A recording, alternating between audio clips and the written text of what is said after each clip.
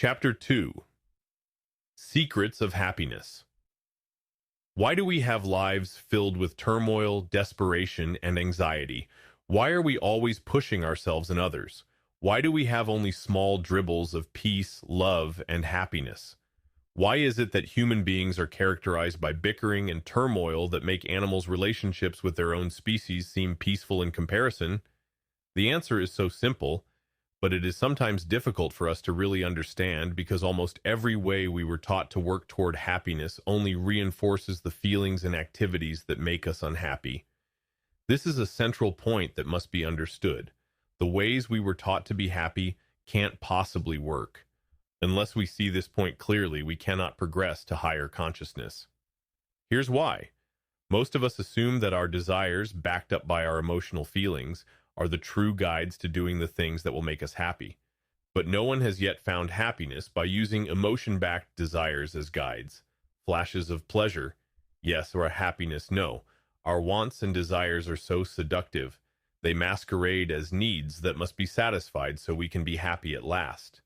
They lead us from one illusion of happiness to another. Some of us tell ourselves, if I can just get to be president of this corporation, I will be happy. But have you ever seen a really happy president? His outside drama may feature beautiful yachts, Cadillacs, Playboy bunnies. But is he really happy inside? Has his ulcer gone away yet?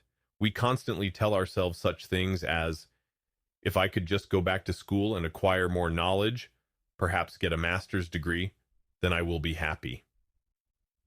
But are people with master's degrees or PhDs any happier than the rest of us? It is beautiful to acquire knowledge, but it is misleading to expect it to bring us peace, love, and happiness. We tell ourselves, if I could only find the right person to love, then I would be happy. So we search for someone who our addictions tell us is the right person, and we experience some pleasurable moments. But since we don't know how to love, the relationship gradually deteriorates. Then we decide we didn't have the right person after all. As we grow into higher consciousness, we discover that it is more important to be the right person than to find the right person. We must deeply understand why all of our negative emotions are misleading guides to effective action in life situations. Our negative emotions are simply the result of an extensive pattern of scars and wounds that we have experienced, and these emotional wounds lead us to perceive differences that make us uptight instead of similarities that enable us to understand and love. The present programming of our emotions makes us perceive other people and the conditions of the world around us as threats, potentially dangerous to our well-being. We then respond with adrenaline, faster heartbeat, increased blood sugar, and other jungle survival responses that prepare us for fight or flight. We are trapped in our ways of perceiving the world around us, but no one or no situation need be felt as an emotional threat or danger when we see things with the clearer perception of higher consciousness. Think of the most threatening situation you have felt in the last day or two. Are you about to lose your job? Is the person for whom you feel the most love paying more attention to someone else than to you? Do you have unpaid bills that you cannot take care of? Do you have a pain that could be cancer?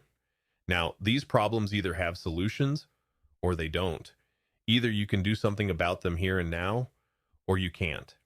If you can do something here and now about them, then do it, even if it's just a first step. It saps your energy to be worried or anxious about a problem. Do what you can do, but don't be addicted to the results, or you will create more worry for yourself.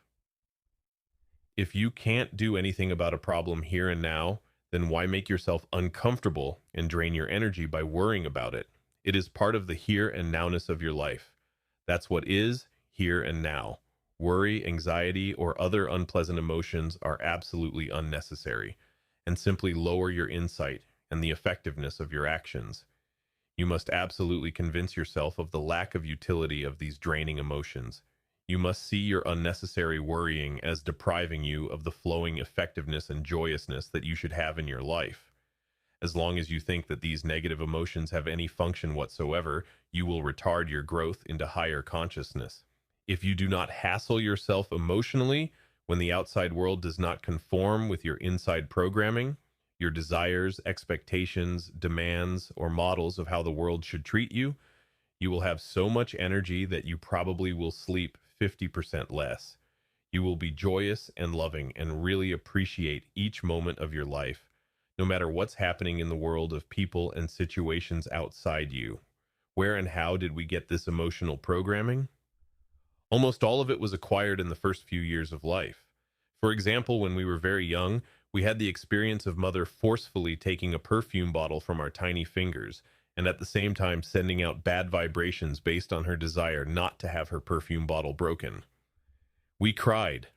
Through being painfully pushed around, dominated, told what to do, and controlled when we were babies, we developed our emotionally intense security, sensation, and power programs.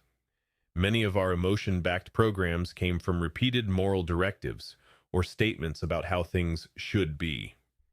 We developed a self-consciousness with robot-like emotional responses to protect the survival of this separate self. So we become emotionally programmed to feel that we must have power to control and manipulate people in order to be happy. We eventually become very finely attuned to the actions or vibrations of any person or situation that even remotely threatens our power addictions, our ability to manipulate and control people and things around us. As we reach physical maturity and our biocomputer, or brain, is able to function more perceptively, we have all the power we need, but our biocomputer, backed up by the full repertory of our emotions, is still programmed to compensate for the power deficiency we experienced when we were infants and young children. We now need to learn to flow with the people and things around us, but our power addiction keeps us from loving people because we perceive them as objects that may threaten our power, prestige, or pecking order. If we want to love and be loved, we can't be addicted to power or to anything else. As conscious beings, the only thing we need to find happiness in life is to perceive clearly who we are. We are pure consciousness and not the social roles we are acting out, and exactly what are the real conditions here and now of our lives. How basically simple is our problem, but to achieve this clear perception of ourselves and the world around us takes constant inner work. And this means developing the habit of emotionally accepting whatever is here and now in our lives. For only an emotionally calm biocomputer can see clearly and wisely and come up with effective ways to interact with people and situations. Our power addiction is only one example of the happiness-destroying programming that we put into our biocomputers when we were too young to perceive the realities of the world in which we lived. Although we now have the basic capacity for clear perception, the operating instructions we gave our biocomputer anchor us to the lower levels, and so we're unconsciously trapped. Here and now is the reality in our lives, and it is only from the conditions of the present that our future can be generated. But our present addictions, demands, and expectations, the programming of our biocomputer, dominate our consciousness and force us to spend most of the time we are awake and most of the time we are dreaming in protesting and pouting about the here and now situation in our lives. This lowers our perceptiveness and keeps us from finding effective solutions to our problems. The living love way to higher consciousness shows us how to break through this trap, to free ourselves, and to find our full potential as human beings.